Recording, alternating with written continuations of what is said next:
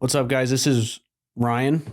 Him and I did pest control at Moxie in 2020. 2020. It's just 2020. I think it was. Yeah. Then he wasn't a member of the Church of Jesus Christ of Latter-day Saints. Since then, he's joined. He's served a mission. I've done all sorts of door-to-door stuff. He's gotten more into remote closing lately. He has like a remote closing business and a nonprofit Christian business. So we're going to kind of get into that. And we haven't talked in 5 years. So we'll get to catch up. He called me, is like, let's go to lunch. It's like, actually, do you want to do a podcast? Well, sometimes like you just know when you're like, this is gonna be a good conversation. You got to record it. Like 100%. Might as well two birds with one stone. Dude, I can eat anytime. I can't record a podcast anytime. So yeah. Well, thanks for coming. Yeah. I've even had like guys I'll like be interviewing. I'll be like, hey, are you cool if I record this? They're always like, no.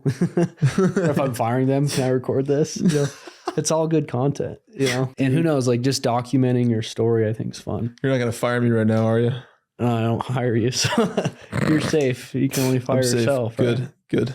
So yeah, mostly let's start like with you, like me asking you questions. Great, yeah. If it goes the other way, we can. But sweet, bro. Let's start with Moxie, what you learned there, what you loved about it, what you didn't love, why you're not there anymore, and kind of how that led to you joining the church. So I think that was a big part of that. Maybe I'm wrong.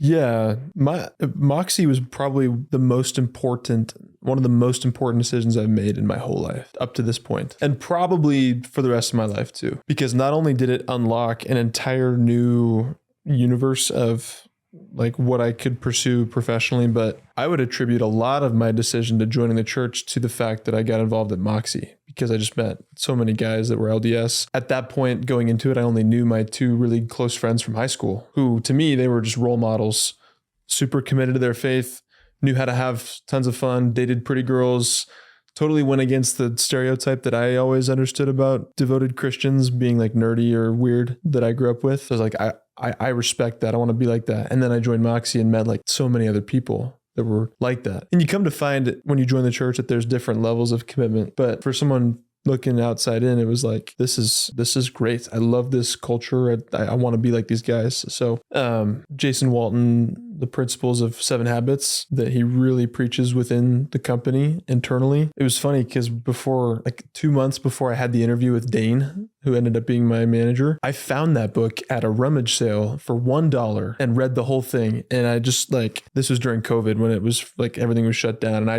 was like, this is the book. Like this, like it was the first time I had read something that I was like, this is so true. And I know it, like I can't even explain. I'm just so jazzed about this book. And then I had that interview with Dane where I shared that with him, being one of the recent important developments in my life. It's like, hey, I found this cool book. I'm trying to live it. He was like, that's really interesting you say that, because the company, Moxie, is based on the teachings of that book. And it was one of those weird, like, God's in the details moments. So my tenure at Moxie taught me a lot about that, pushed me beyond what I thought I was capable of in terms of work ethic, resilience.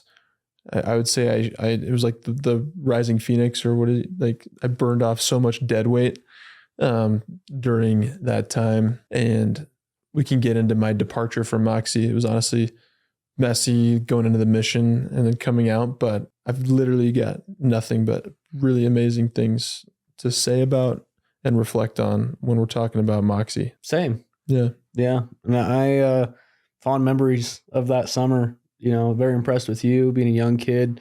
Didn't really make sense. Why is some young kid from Kansas here? Yeah. It's like, where did this guy come from? Yeah. It's like kind of, everyone's like, so how long did you go on a mission? I'm like, I'm not a member. Right. They're like, what?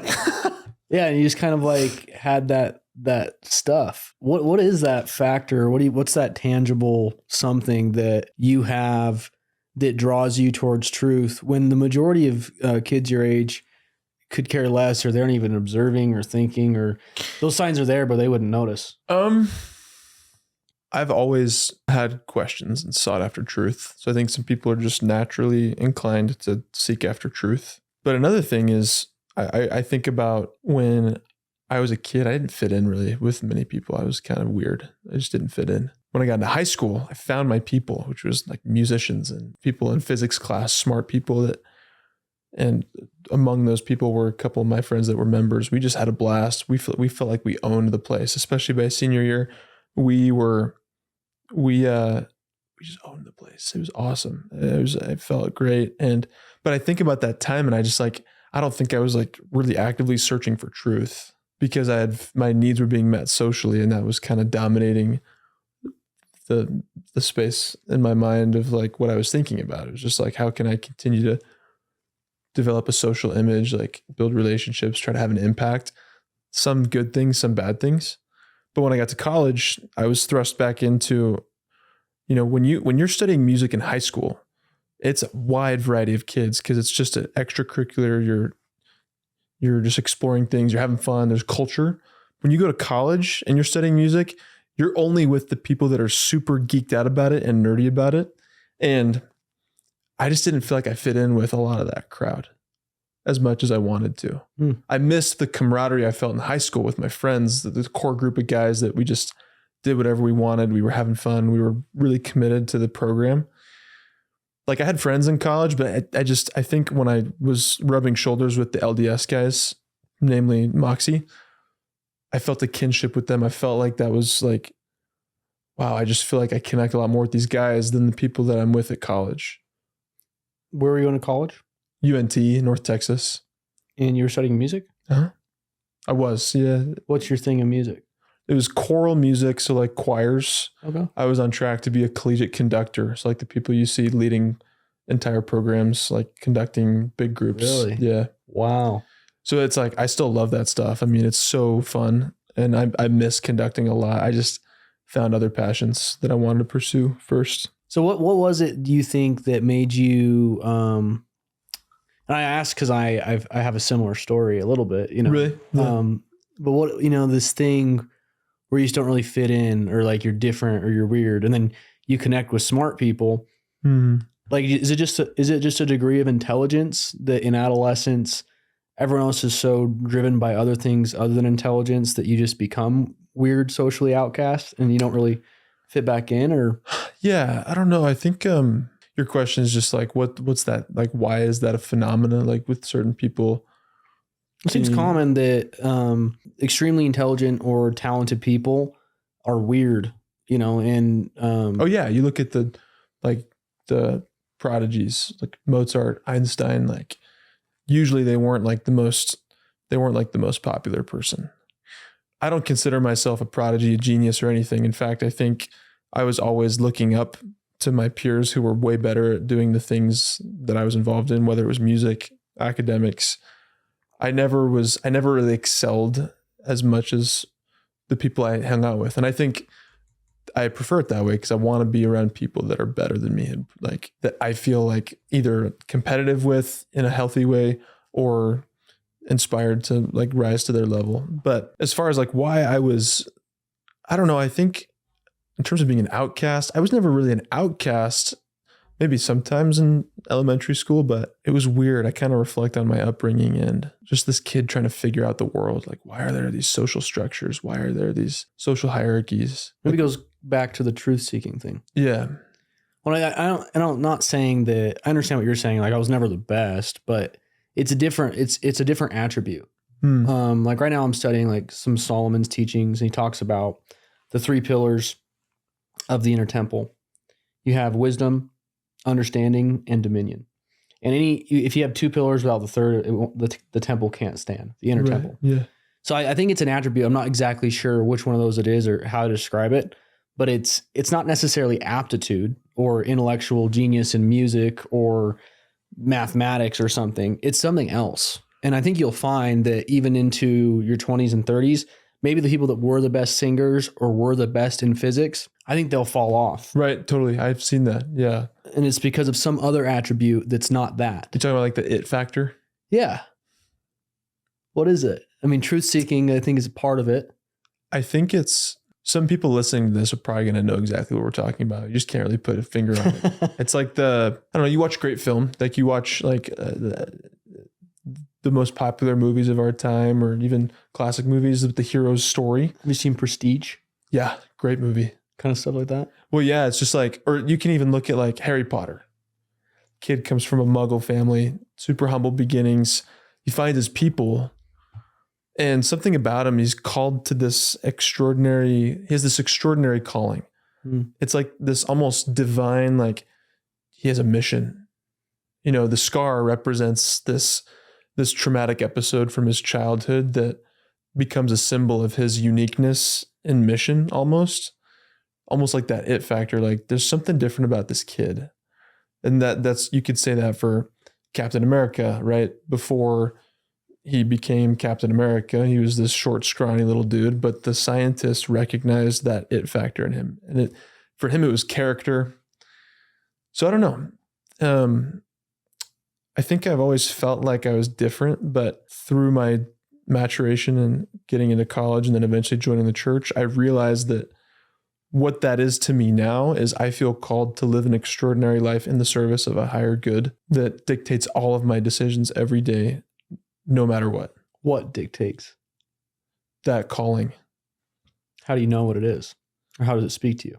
Mostly through spiritual feelings. In my most reverent moments, when I come back, when I center myself, it's like, you're here on earth to fulfill an extraordinary mission. So in the silence, in your reverence, something speaks to you, and that spirit is what you've sworn your allegiance to. Yep. And you're going to do whatever it asks you to do, Yeah. no matter what your understanding of it is or what the outcome could be. Yeah, 100%. How do you know it's not Satan? Great question. There's a lot of people that do think it is Satan that like to tell me about it a lot. You look at the fruits. When I act on the spirit, what happens? You can't argue whether something like a fruit is good or bad most of the time. It's pretty clear if something's good. Does something help someone live a better, more fulfilling, more productive life? It's probably good. Like, how can that be bad?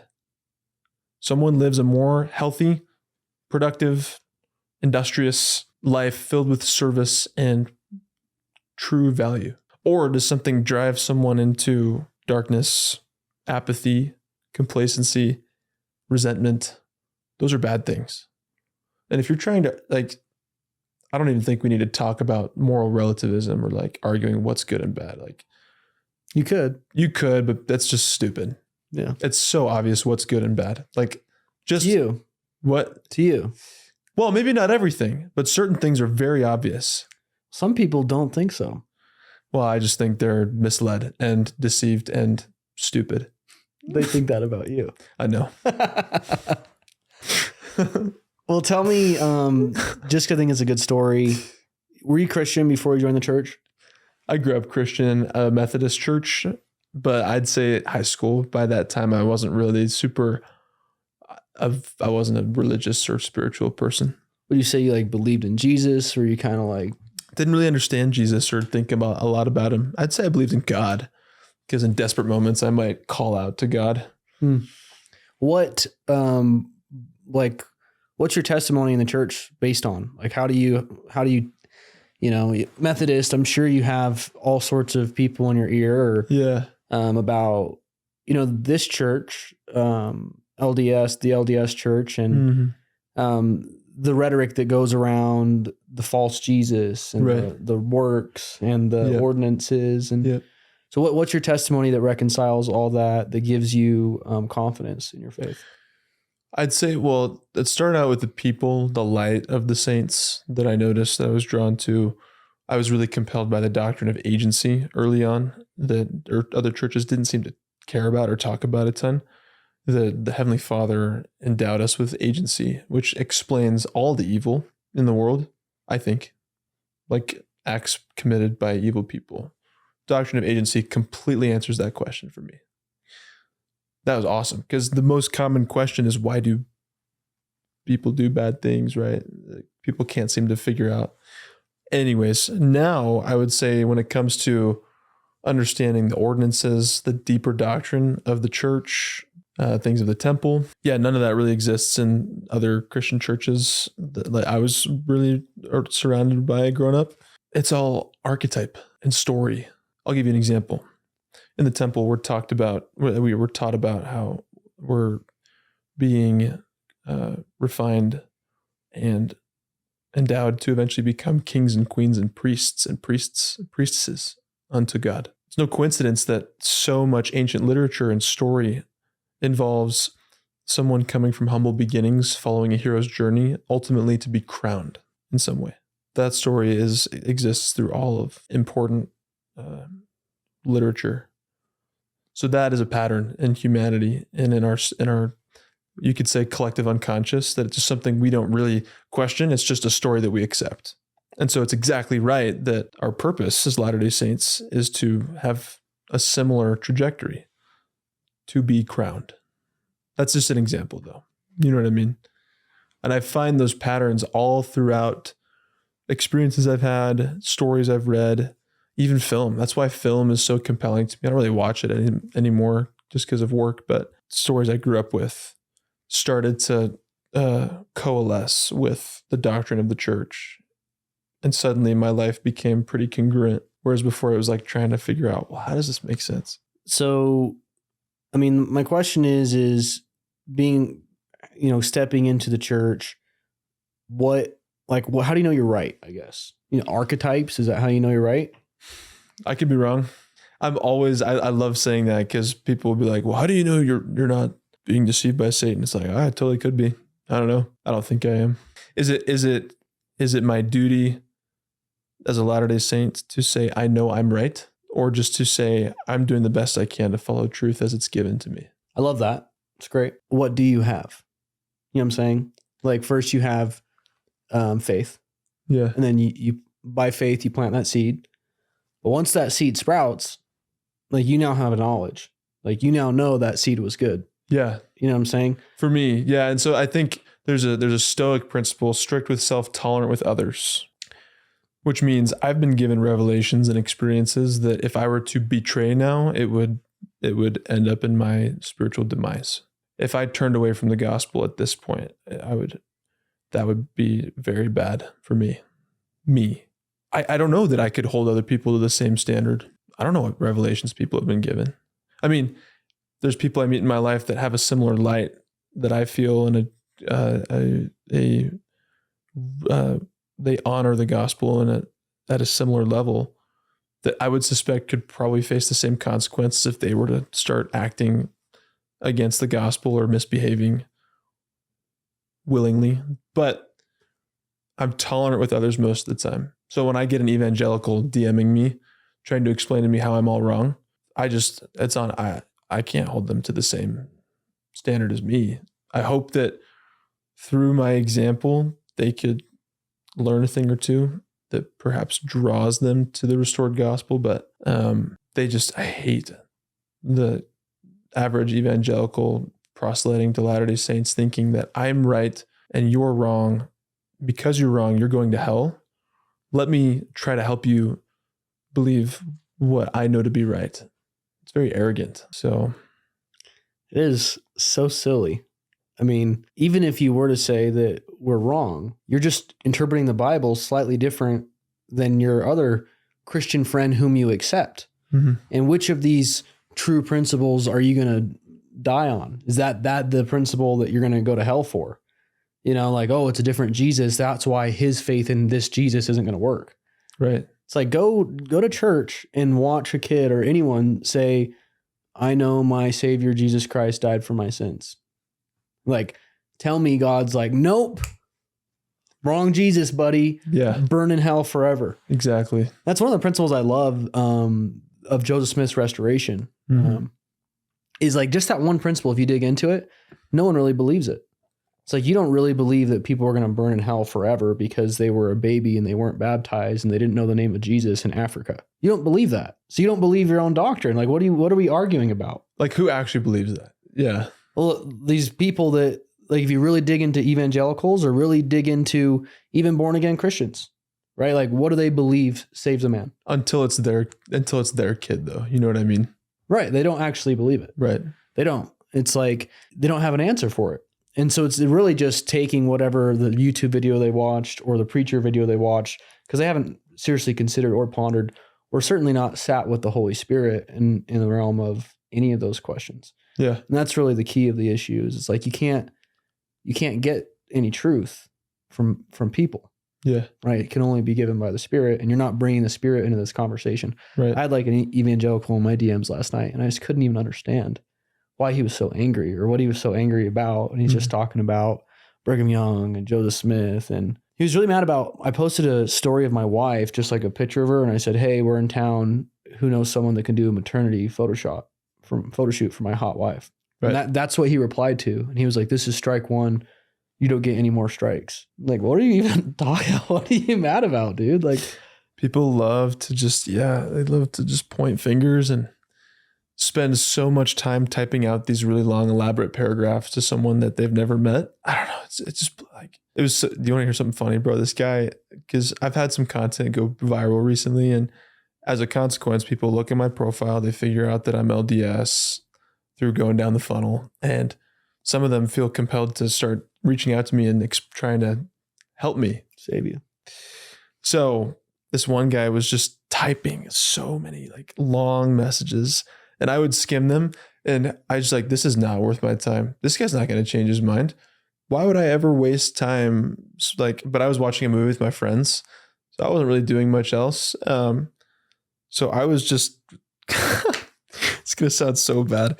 I was copying his messages, putting it into ChatGPT and saying, what should I say back to this guy? And then I would just copy whatever it said and put it back in. And eventually he's like, did you just type that whole message? And I was like, no, I've just been using ChatGPT to respond to you. And I was very open with him. Like, you're not going to change your mind. This conversation is not going to go anywhere. And yet you've probably spent 2 hours typing these elaborate responses where I've just been skimming them and giving a response because it's fun for me. I'm entertained by this because I've had the same conversation with 50 other evangelicals. Like, why do you think this is? I don't know. So maybe that paints me in a bad light, but you just kind of have to have fun with it. If someone literally thinks you're going to go to hell for believing slightly different things, and they are trying to convince you to believe what they know to be right. I could talk about that. I love to bash on my mission. You know, I bashed with everyone. I bashed with the pastors, the preachers, you strike me as a basher. Yeah. They're like, let's sit down, let's bash it out. But they just love to gish gallop. You know, it's like anytime, like, you said one thing, let's open up the scriptures and let's come to a conclusion together. Yeah. But as soon as you get the upper hand or you show them a verse that their pastor didn't show them in their anti-Mormon book, just on to the next, on to the next, on to the next. It's like, let's just start with one principle. And like, let's come together as per touching one thing. And a lot of times that's what I'll do. I'll be like, dude, I'm not going to message you. If you want to hop on a podcast and talk about this man to man, or if you want to hop on a video call, you have to look me in the eyes and say this stuff. And you have to actually be willing to go through just one principle all the way through to its end. Right. And I don't think I've ever gotten that out of any of them. Yeah. It's just a different spirit. It's not a spirit of desiring understanding or unity. Well, and you look at the guys that are really starting to gain some virality Latter-day Saint wise, like Restored Truth is one that I follow. What was his name? Chris Hansen. Mm-hmm. I think anyways, I know for a fact that they will frequently reach out to these anti-LDS influencers saying, hey, let's have a conversation. I'm super willing to have unedited, unfiltered, let's just talk. And they're like, no, like they refuse to have those conversations. And I think it's deep down as they know that like, I'm a goner if I get on a call with this guy because he knows what he's talking about. That was my delight when I was 22, like sitting down with a bishop of some church it's been a bishop for 30 years. I was like, what a gift to have the Holy Ghost and to be a partaker of the true doctrine from the true vine. Like you just can't compete. Like I've read the scriptures like front to back. And it's like, if you actually knew what I had, you would sacrifice everything to have them. Like that's what the pearl of great price is. If you found the pearl of great price, you would sell everything you had to have what I have, which is these books. Right. And no matter how much you read through your book, like you will never be able to have this, even though I'm 21 years old and I've only read it. I've been reading for 2 months. Like there's just not a shot. Yeah. It's the true vine is just a pure vine. And yeah, it can't be confounded really. 100%. Which is one of the things, if you sit down, that's why my goal is to get Jordan Peterson on. Oh my gosh. Because I feel like he's so close, dude. He's a seeker of truth. And how long can you stand close to the fire without getting burned? Yeah, dude. He's got to come along. He's one of those. Yeah. He's just, I haven't liked this stuff recently as much, but old Jordan Peterson, he's kind of going through it because he's resisting. Yep. The karma will get you if you resist it. Yeah. Tell me about, what you learned on your mission, what that looked like coming into sales off your mission. Did you go to college? And then how'd you end up at remote closing, agency stuff, your nonprofit? I kind of want the last 5 years filled in so I understand that story. So I finished my degree before my mission. So the May before I left, I finished college. Which was in? 22. No, the degree. Oh, music. Okay, cool. It literally just was that, music, because it was going to be music education. But as you know, during COVID, I got into sales, discovered an affinity for business. And I just wanted to get out of college, get the degree. Multiple times I almost just dropped out, but my family convinced me to finish it. Good for you. And I'm happy I did. I think it doesn't impact my life that much now at all. Who knows? You never know. I'm happy I did. Maybe it helped you think. Yeah. So went on my mission. We can have a whole nother conversation about how that just completely changed my life. But to answer the question of coming back, I got off my mission, super ambitious. So what am I going to do? I took a part-time job at my old solar company that I was doing dials for the time, just to get some money. And this was the solar company I had worked for prior to my mission that did really well with. I mean, they kept in touch with my whole mission because they're like, we want you back. Problem is, when I got back, they were kind of closing down. They were starting to move on to other things. So there's a couple things I got involved in, ultimately pulled out of them. There's a guy who turns out he wasn't a great guy. And thankfully I didn't continue working with him. But he was out of Toronto helping. He had this program where he basically fast tracked people into the world of finance and M&A. He had a great strategy. It worked for him. So he was legit. Only problem is it was more than I could chew at the time. So I didn't continue with that. And then it was so funny. I invested in this coach that was actually helping musicians start their own coaching programs online. It's I love piano. I could teach piano all day. Let me build a brand with this. And at the same time, I got a job working at a tech startup called Kudos. And I was their only account executive, but I had all the leads. So I was just throwing up accounts every day, just making money. It was great. And throughout that experience, I realized, wow, remote sales is really cool. And I know a lot of door-to-door guys that would love to get into remote sales so that they could not have to knock doors anymore.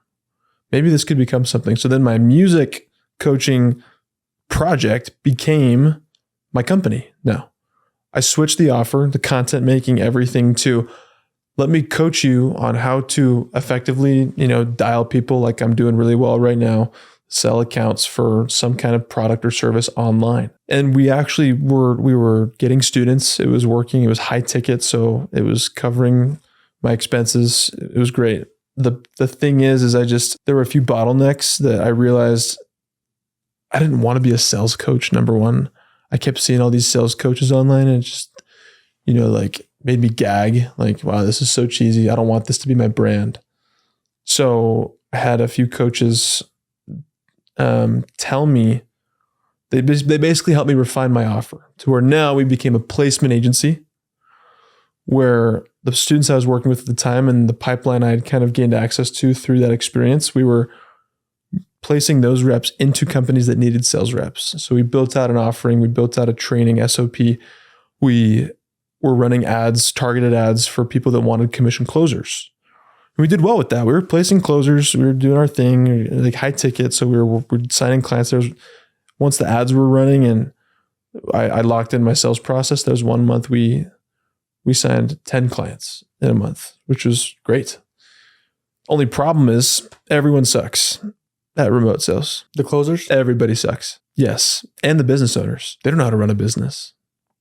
Closers don't know how to close. So what you had is you're putting two people that suck together to work together and it didn't make money. Didn't make them money.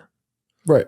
I was making money because I was doing my job. I was like, here's your closer. We'll train them. But I didn't want to build a company based on something that didn't really work. That's marketing agencies. Yeah, it's literally. I did not want to be another churn and burn agency. So long story short, we started working with marketers to generate leads. That worked a little bit better, but the marketer I had really sucked. So now where we're at is through the grace of God, I was lined up with who's a dear friend now. His name's Connor. from Mapleton. Guy's a wizard at marketing. I mean, he literally is just so unbelievably good. He knows he's invested so much in himself with training. He knows he's worked with some of the best. He worked with Taylor Welch for a bit, if you know Taylor Welch. Anyways, we're putting together a new offer that we have 6 clients right now that we're the backlog with to onboard going into the new year, where we're doing pay per show. So it's lead generation, but not traditional marketing agency, retainer, churn and burn, not even pay per lead. It's pay per show. Meaning we only get compensated if we get a qualified prospect on the phone with you on a Zoom or a Google Meet. People are stoked out of their minds about it. It's all performance based. And then me on my side, I'm developing an internal team of sales development representatives to do triage and just basically bring the clients warm leads on a silver platter. Here you go. And that's going to be we've got a lot of plans going forward, but that's what we're going to really focus on quarter 1 and quarter 2 is that offer. And it's looking like it's going to go well right now. This solves the problem of the business owners not doing great marketing. Yeah, that's the thing is that when we were doing the placement offer, because we had an ad copy that just crushed. I probably had a 10x ROAS lifetime with this one ad that was just, our closers will close deals for you on a commission basis. But what you had is a lot of people coming into our funnel that couldn't even freaking figure out leads because they just didn't know how to run a business. They thought, let me start a business. They don't know how to get leads. That's why you learn that everybody sucks. They thought a closer would solve their problem. Oh, let me just get a closer. They'll just get deals for me. It's like, nope, that's not how it works at all. You need the appointment. You need to get leads for your business. You need to do founder-led sales until you're doing at least $500,000 in revenue. So you wanted to do, you basically took more of that in-house to offer a better solution. Exactly. I was tired of I could have kept doing the churn and burn. I could have kept sending closers and making good money, but it just wasn't getting results. And I couldn't sleep at night with that. Like, why would I do a business that's not getting good results? I have some friends doing stuff like that right now. Yeah. And so it becomes like your marketing agency to sell being a marketing agency. It becomes like, man, like we can run X amount of ads and we can get, how many business owners can we sign to get, $5,000 a month for XYZ? Like we could probably sign 10 a month. Right. That's $50,000, Yep. That's now, and it's not really profit because you got to do everything you got to do, but it's a lot more profit than $50,000 of solar revenue. Yeah. I'll tell you that. Well, the profit margins in the online space are tremendous, great. Right. Really good. I mean, if you can keep your team lean, especially if you can keep your client volume low, your fulfillment stays the same, you've got a lean team, people are walking away sometimes leaving 80% profit margins in the online space after overhead and expenses. Me and my team, we were doing about 50% because we were paying a lot for ads. We didn't have a ton of organic. So Connor, bless his heart, his goal for Closer Launch, now that he's helping me build it, is just having the most insane LTV to CAC ratio, lifetime value to CAC, cost of acquisition, basically being infinity. Because if you can keep clients for life, they're always paying you. So your LTV is basically infinite. Your CAC, if it's 0, because you're so good at what you do that you just get referrals for days, you don't have to pay for ads. That's like the dream engine for a business, I really, really love how you're putting your business in the box of integrity. And that's the cool thing is when we started meeting and having sit downs, it wasn't even to work together. It was just to collaborate. But we both realized we're so aligned with that. Like there's so much fluff and slog in the online space of people trying to make money, but not caring about results or integrity, that was something we shared. And so we ended up partnering together. And so far it's been awesome building with him. It should take longer. It will. The first year where you would have ran your Ponzi scam, you don't make that money, Yeah. But real money, I'm finding anything really like millions of dollars. Yeah. If you want to take millions of dollars home, you have to have momentum. And you can't build momentum if the customer doesn't actually like you. I know. It's so people think, it's just such it's one of those things. It's like so obvious, but people don't really operate that way. Well, it's because they've gotten their paradigm of principles off balance. It's like they've gotten so poor and in such a scarcity mindset that they just absolutely pursue money. And that's all they can see. And then those values kind of fall by the wayside. Yeah. And then they wonder why they don't have a sure foundation to build on. Yeah. It's like, no, like you have to have the hero's journey thing. That's why the rock bottom is so important. Yeah. Right. You hit the rock bottom. Well, now you have, what's down there? Rock. Yep. Bottom. so now you can, I love that. You can build up. And yeah, it's just, man, you're describing, it's funny. I wonder if this is just a problem with all of business, but like this is solar to a T. Yeah. Is everyone is a dealer. They're selling a product that's not properly priced or placed to have the outcome that they're promising. They're promising this all-in-one solution. You're going to have this payment with this result. And the result is 95% of the time, not what they said. It didn't get turned on in the time they said, didn't get maintenance in the time they said. Their installers out of business in 3 years, their PPA companies out of business in 4 years, and then just rinse and repeat. Now we have millions of solar customers and all of their solar companies have gone out of business. The only one who hasn't is Sunrun, and Sunrun has so oversold that they have to drag on all of their maintenance. Oh, we have an issue. We'll get out there in 5 months, right? But they've been able to stay alive. But the saddest part is everyone's paying the cost of what we're buying. Yeah. $5 a watt, that's about what it costs to do 25 years of maintenance and everything I'm promising you in my package. But what you don't know is these dealers have negotiated the installer down to his bare bones where he's not, it makes them, they think they're making money. They do 1,000 installs at the end of the year, their balance sheet says, I made $1,000, $1 million, $1,000 per install. Well, what's the liability deficit of your promises? What's 10 years of warranty? That's what your contract says. What's 10 years of workmanship warranty cost? Easily $3,500. Yeah. So their balance sheet shows profit, and you can go look at SunPower. They went out of business. They got bailed out, right? Right. And they ended this year with like $5 million or something in their bank account because they can't keep up with this deficit of, it's a debt of promises. It's a debt of maintenance. Yeah. Right. And so it's like, and every year these dealers just go out and do it again. They do it again. It happened at Empower. They were all selling. They had a great first year. Everyone made a few $1 million for 1 or 2 years. But why do they fall off? They never end up making what the guys at Moxie and Vivint are, because Moxie and Vivint, they have that solid foundation and they have momentum. Right. So this problem has to be solved. If you really want to make millions in any sales industry, you have to have the customers actually having the outcomes that you're promising. Period. Well, Jordan Peterson says, chase what is meaningful, not expedient. And the problem is in the business world, you're always going to have people that chase expediency. Same problem why people are drug addicts or sex addicts. It's expedient, but fruitless. It will always happen in every element of life. Dive into expedient for me. Shiny object syndrome. No kidding. That's the disease I think of Utah largely, in the door-to-door industry. Largely. 100%. And I fell for it, by the way. That's why I left Moxie. I fell for it. Now, granted, it was actually a blessing in disguise because it freed me to go on the mission. If I hadn't escaped that 10-year mental track I had with Moxie, I would never have served. So it turned out to be a blessing, but at the time, it was me chasing what was expedient. So the Lord redeemed me, thankfully, from that. Just a disaster. I mean, dude, I went to, Lumio. Yeah, I was at Lumio for 3 months. Ended up going to a startup, the one I talked to you about. They're great, but Lumio, we had this. I was in Dallas for a training. They were bringing Jordan Belfort in to do a live training of all people.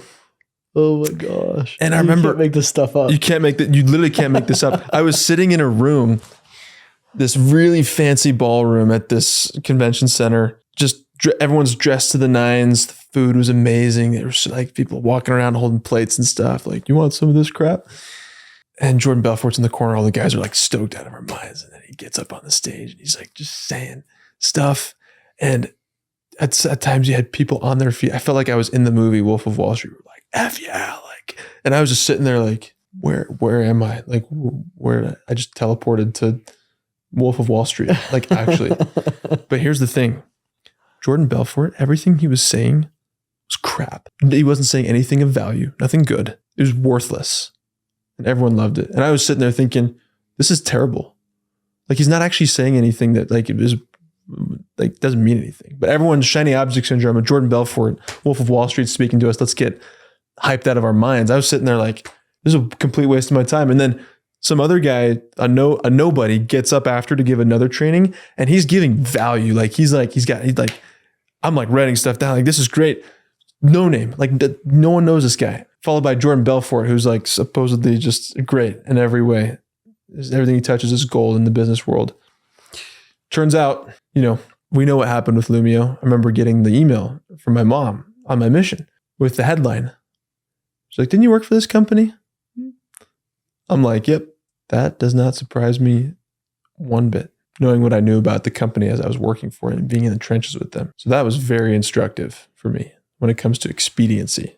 I hear you, and God redeemed you, but also like, I know a wise man learns from other people's mistakes. Mm-hmm. A smart man learns from his mistakes.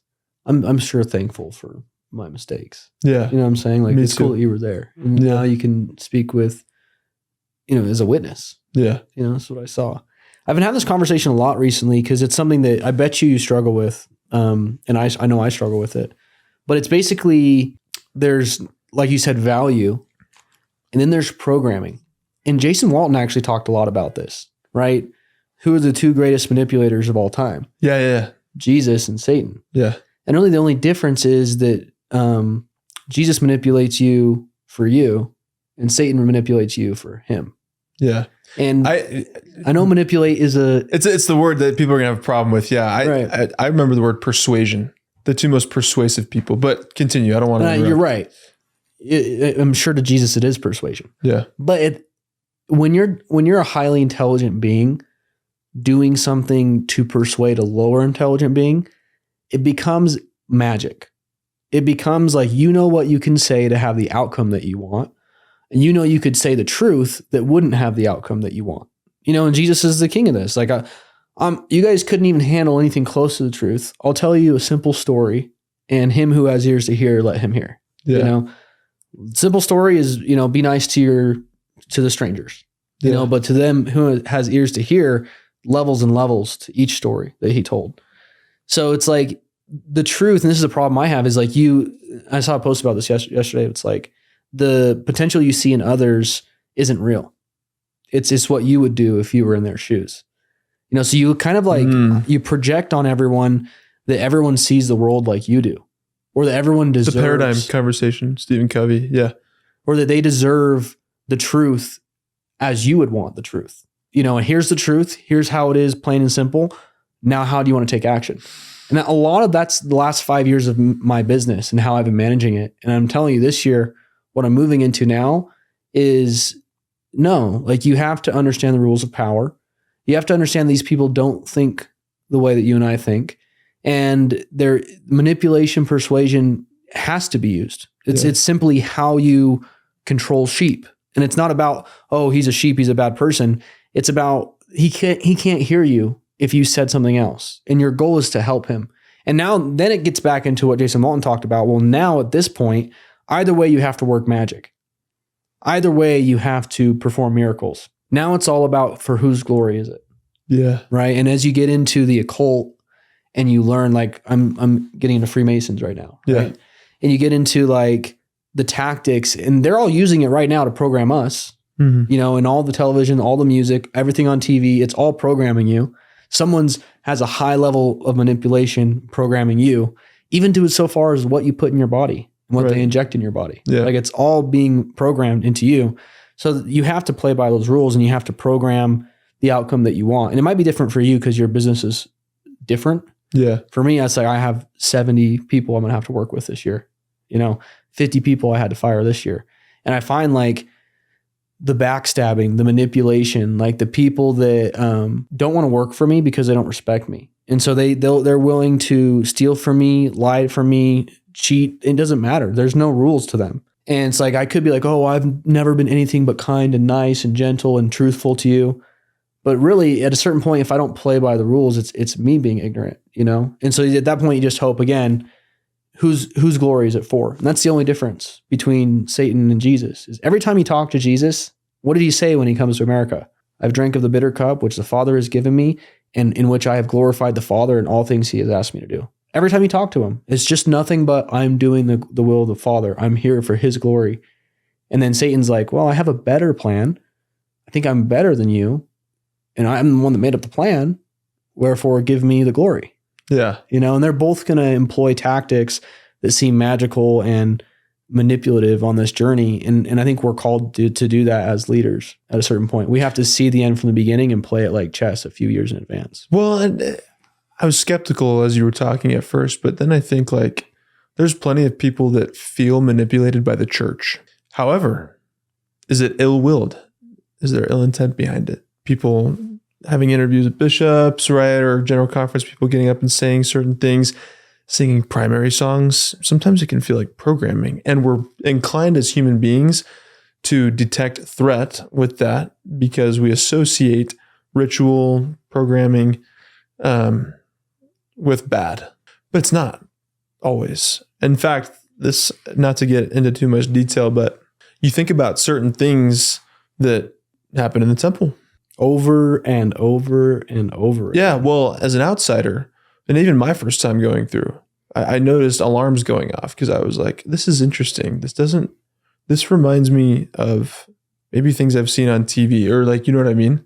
Now, here's where the revelation came in. It's Satan patterns his kingdom as closely as he can after God's kingdom because God's kingdom works. Perfect order. And so when you look at the occult or you look at like, I don't know, people, The Gadian robbers. yeah, you look at people like even like really dark stuff, like Satanist stuff. It's like they're doing rituals.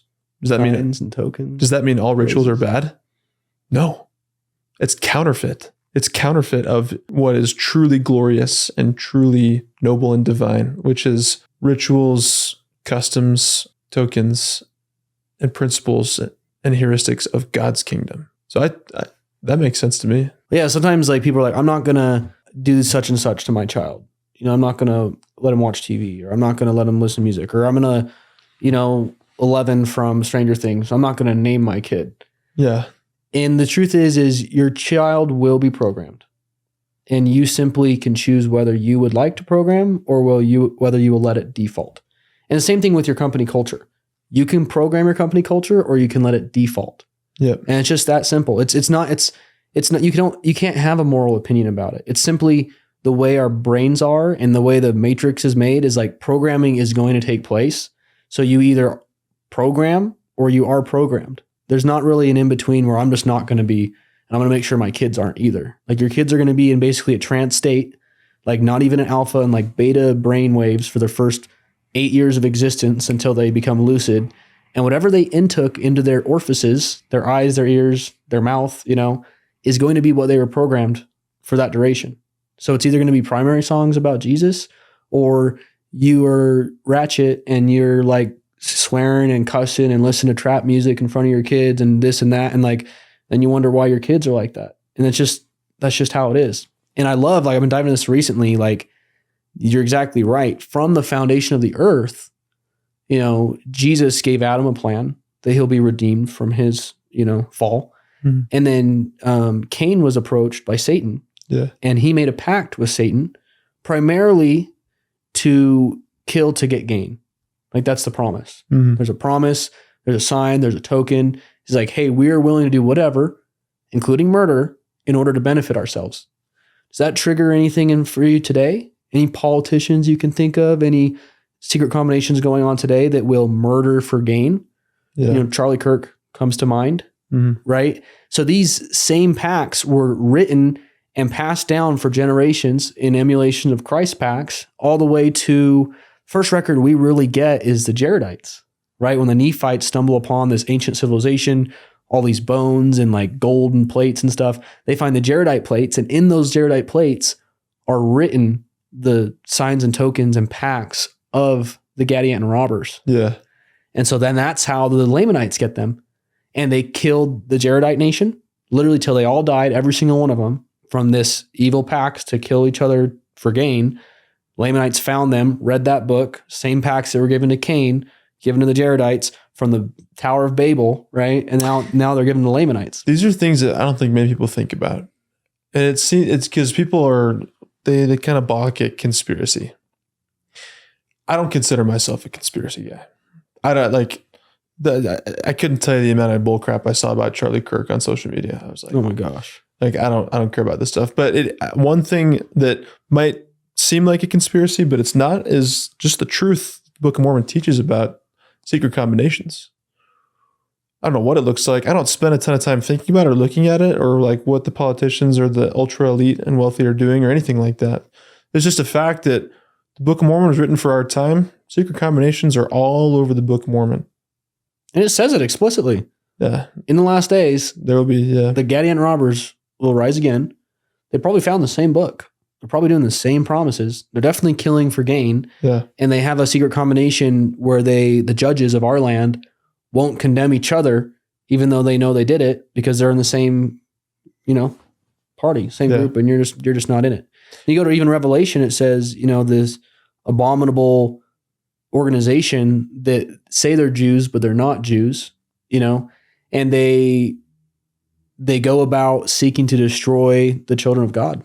Mm-hmm. And that's not really conspiracy. And this is it's kind of gotten like this. And that's why I'm so thankful for my mission, is it made me read the scriptures. Yeah. I read them 8 times. Never read them before. Yeah. Never read them before my mission. Right. But I didn't have a phone and I had nothing else to do. So 4 hours a day, I read the scriptures. And now when people are like, oh, you're thinking this or that, it's a conspiracy theory. I'm like, bro, it's not. It's just in the scriptures. It's like, you don't even read the scriptures. Yeah. And that's kind of where we're getting. Yeah. Where the scriptures are conspiracy theories. Yeah. And I have people tell me, like, growing up, especially, like, you should go into politics. And even from a young age, I knew that was not the right thing to do. I don't know. There's merit maybe to people who say, I want to have a positive impact in politics. But maybe this is just the pessimistic me. I think the world of power and politics and lobbying will come crashing down, and the only things that will be left standing are the people that strengthen their families, communities, and immediate circles. Tell me about your nonprofit Christian thing. Yeah. So it's going through some changes. It's not mine. I teamed up with Maddie G, who is a friend who started it when he got home from his mission. We hold events and we have merchandise to help raise money. The goal is to send people on missions. What's it called? Share Jesus.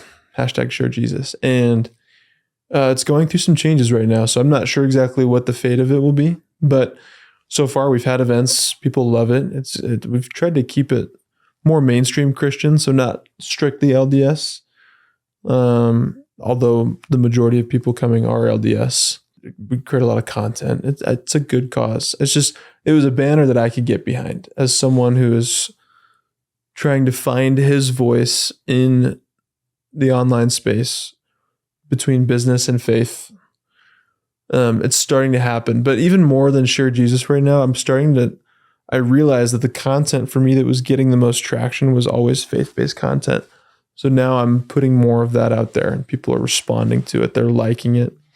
And the neat thing is it helps the business, because if we're wanting to target local companies for our service, having notoriety locally online is an added bonus.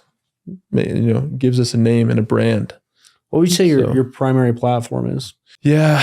I don't know that I could narrow it down to just one. I would say it has to be faith promoting and just living an effective life in your business, in your pursuits. Someone who, what did they call it? I can't remember the term, but it's just essentially someone who pursues great accomplishment and wealth for integrous reasons that align with God's will. I need that word. Integrous? No, the other word. Someone who does that. Yeah, I'll think of it. It's ambitious altruism, something like that. It's like altruism is a good word. Ambitious kind of altruism. Yeah. And if people want to follow your journey, is Instagram the best? Or Instagram's the best. I've got my link there, a website that takes to all my other socials. Don't use TikTok and Facebook a ton, although I need to. But Instagram is where we're getting the most traction. And then I share some long form content on YouTube. So my Instagram is just Ryan Jake Sanford. Okay. And can my business hire your marketing company? 100%. Like I could pay per sit for solar. Mm-hmm. How much does that cost? depends on your cost of acquisition and your close rate. We go based on metrics that fit within your margins, and then we reevaluate at the end of each month if we need to adjust our compensation to fit. So the equation is, I understand. Yeah. It's funny. I actually literally described your model to my dad like 3 weeks ago. Really? I probably spent $200,000 on marketing agencies. Yeah. Screw you guys. I'm just kidding. Dude, the marketing agencies are the worst. I was putting him in all these conversations and they all promise you and it sounds so good. You're just going to pay $2,000. You're going to have this and that. No. And I said to him, like, at this point, because of how much money I've spent and how burnt I've been, yeah, the only relationship I would consider is if someone was really going to put their nuts on the line. Yeah. And say, like, we want a partnership. We'll pay you per result.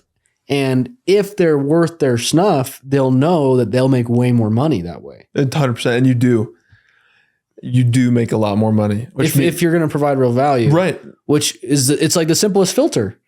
And I'll tell people that on sales calls that I have, I'm like, you're going to pay a lot more money. They're kind of like, they don't know how to respond to that. They're like, and I'm like, but it's all performance. So what do you want? And they're like, I want the performance. Bro, the amount of money I spend on sits right now really is absurd. Crazy. I currently have, 4 guys at my house, 3 guys in my RV, a house in California that I pay for, another house. Yep. 4 vehicles I'm paying for all of them. Yep. My office is $16,000 a month. Damn. Like the per sit I'm getting in house right now, I'm probably getting in 3 houses a week. Really? I don't even no one watched this. We're working on it. It's the middle of the winter. It's but if you broke down the math, it's disgusting. Yeah. So, I mean, if it was less than $1,000, but I didn't say that, I'd probably try to get you at like $400 or $500. Have you worked with any solar companies? Not yet. No. In fact, but all I need is a good marketing dude. To get what our plan is actually, just to share with you our long-term that we're talking about. Our long-term play is private equity, combining the marketing and sales arm and taking advantage of this wealth transfer that's happening with all these service-based businesses and taking some of the spread on the acquisition, maybe rolling up, but focusing on local service-based businesses to deploy. Well, you're going to have the network, you're going to have the right people, and you're going to know that they're in business. Right. That's close to what Alex Hormozy is doing. Mm-hmm. Bro, that's cool. Yeah. And it's so much better than, excuse my French, dicking around with a bunch of high ticket closers that don't know how to do anything. And yeah, I'm really happy with the direction we're going. Really quickly, I know we got to be hopping off here. Yep. I'm starting like a new door-to-door thing. Okay. I'll tell you about it really quick. Sure. Everyone's like, you're always like knocking, like everyone's doing pests. There's 8 people in your neighborhood. And you're like, what can I sell that no one else is selling that like wouldn't piss people off as much? Right. Anything that's not being sold as much. But Bright House is getting funding Q1 to do our own battery only PPA. Really? Yes. Okay. It's really cool, really sexy, like solid state graphene, like just kind of like cutting edge technology, right? And really affordable, far more affordable than any other battery only offer. Right. So we could run marketing just for that, and we'd probably have a better ROAS than running it for solar because it's so competitive. Yeah. And then I was even, door-to-door teams selling something that no one else is selling. So we can talk about that afterwards. Sure. Something I wanted to hint at. Yeah, that's exciting. Yeah. I've been, we'll talk about it. It's interesting that when I was recruiting sales reps for people, I had so many people be like, let's work together. I want sales reps. And we were so beta with it that I was nervous. I was like, I don't know how it's going to work out with the quality of the reps that we're sourcing. And my suspicion was correct that in the cases where we placed a sales rep, it was a structural problem, a combination of a structural problem and a talent problem. You put even a pretty good rep into a company that just doesn't have like a program, AKA a startup, it's going to fail every single time. So that's just a huge liability that me and my partners decided we don't want to necessarily try to spend the next 5 years figuring out. Our long-term play has always been acquisitions and private equity. So this transition that we're making is going to get us there sooner and let us fail forward faster. Well, if you can solve my marketing problem, then I'll give you equity and you can roll up Bright House. We did awesome. 10 million this year. Okay. I think we'd sell for 1x right now. Okay. But once I integrate in-house marketing and in-house financing and some in-house software I'm working on, like I think a 10x is really reasonable. 100%. Yeah. And you know what your EBIT is? Our profit's like 20%. Okay. So Gotcha. we can do the math on that. Yeah, that'd be sweet. Sorry, let me just check my math. 10, 20%. Okay, I got it. That'll filter out anyone that's watching. Yeah, so it's exciting, but that, I mean, could be a cool opportunity. We'll do a call. Okay.